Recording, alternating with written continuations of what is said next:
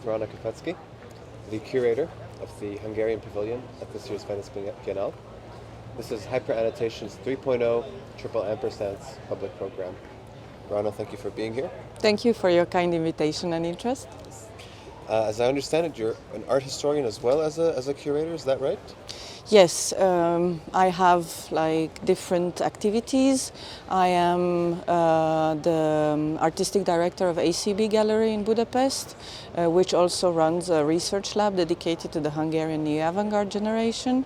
Before joining the gallery, I worked as a curator and art historian for Ludwig Museum in Budapest for 9 years. So I do both research and curating. Yes. And what do you see the role of the curator at the Venice Biennale, or at any such biennale? What is that role? Well, I think it's keeping the whole story together. So my specific role also involved the catalog.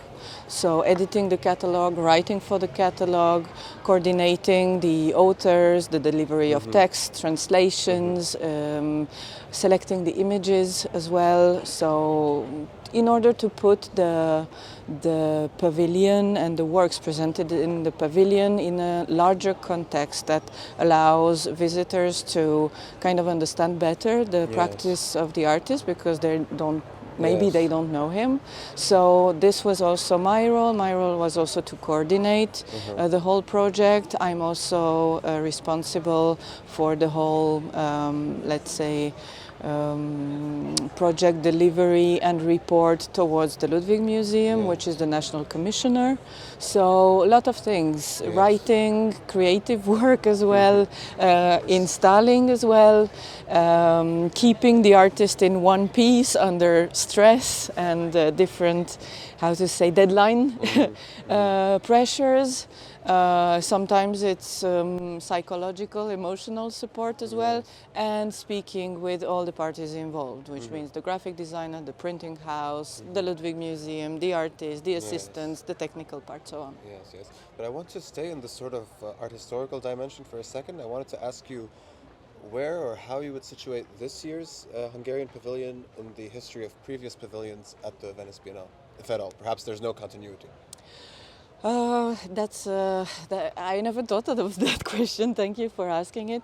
Well, what I saw in the previous editions is that you had the chance to go in the space. You see that it's a massive space, not only historically speaking, but also in terms of architecture. There is a very kind of forced pathway that you have to follow.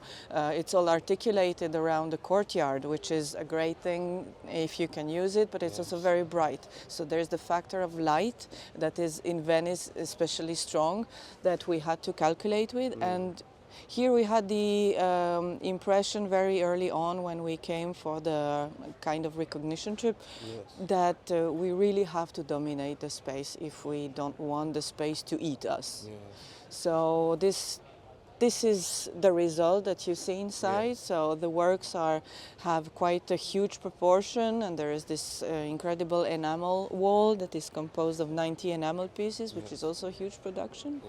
I would also say that this is a happy pavilion. So it is an easy proposal. I think people can connect to the work very easily. It's not a very, very conceptual proposal. But I think for the Biennale, people just enter a pavilion, they have 1, max 2 minutes before they continue. And if you cannot transmit your message under that time, then somehow you failed. Yes. So can you please introduce the subject matter of the pavilion and perhaps, if possible, relate it to the larger theme of this year's Biennale, which is foreigners everywhere? Of course. Well, when we were selected with our proposal, the overall thematic of the Biennale was not announced yet. So we were selected last year, March. And so we didn't know what would be the thematic, but our proposal is basically structured around 3 main parts. So we move from low frequency and low sound and low color frequencies to middle ones, to high ones, disassociated with Yes. basic forms of Euclidean geometry, like square, circle, triangle, and the idea is that it doesn't matter where you start, if you start left, right, middle, it doesn't matter what you start with, which color, which form. At the end of the day, all routes lead to the middle of the pavilion. And it's only in the middle of the pavilion that you can hear all sounds together in a harmonic whole. Yes. It's also in the middle of the pavilion that that the whole experience gets, how to say, understandable in its complexity. So our simple message, which is a humanistic, humble humanistic message, is that it is only by experiencing all parts, by seeing them, and then standing in the middle, that you are able to conceive the complexity of a situation. If you polarize, you lose one part. You can choose left, you can choose right, but at the end of the day, it's in the middle that you can see all nuances. And in a world today that is extremely polarized by all kinds of societal phenomena, I think it's a very important message. And can you tell me a little bit more about the music? Because I personally found it very engaging. I liked it quite a bit. So yeah, or perhaps you think of it as sound. I don't know. The sound, I would call it environment, was composed by a young Hungarian composer. His name is Péter Hans, and he had a very interesting working process. He moved in the artist studio, and he recorded all types of sound from the atelier while people were working.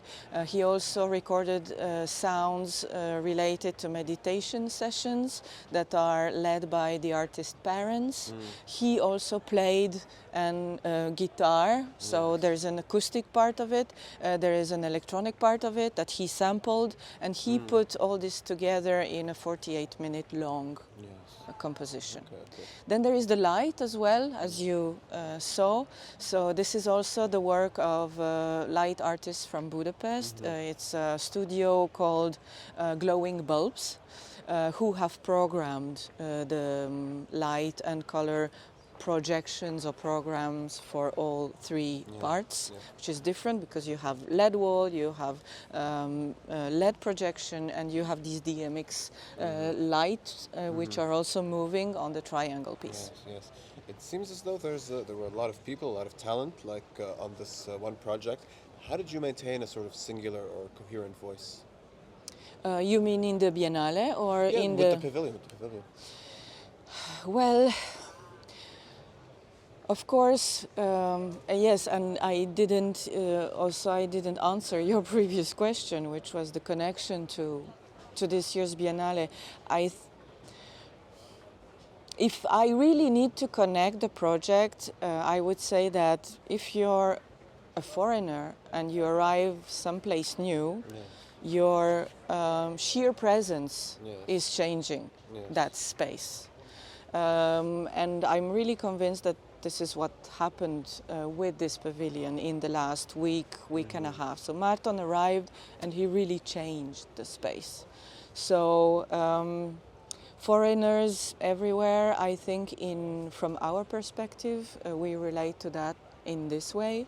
But of course, the general thematic and the work we see is for general Hungarian public, I think quite abstract. I mean, Hungary did not have this type of colonial past as other empires, let's say, or not in the same way. It was like closer.